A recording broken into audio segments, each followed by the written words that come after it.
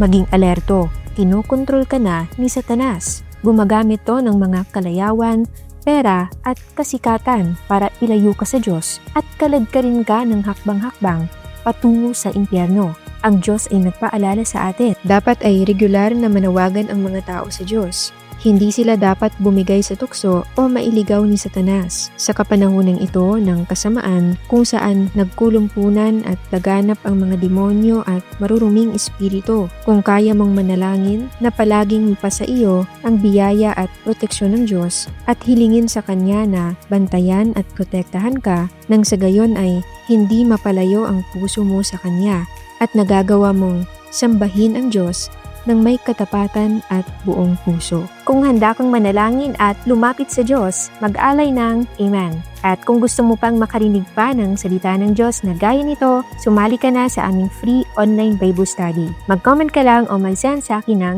message.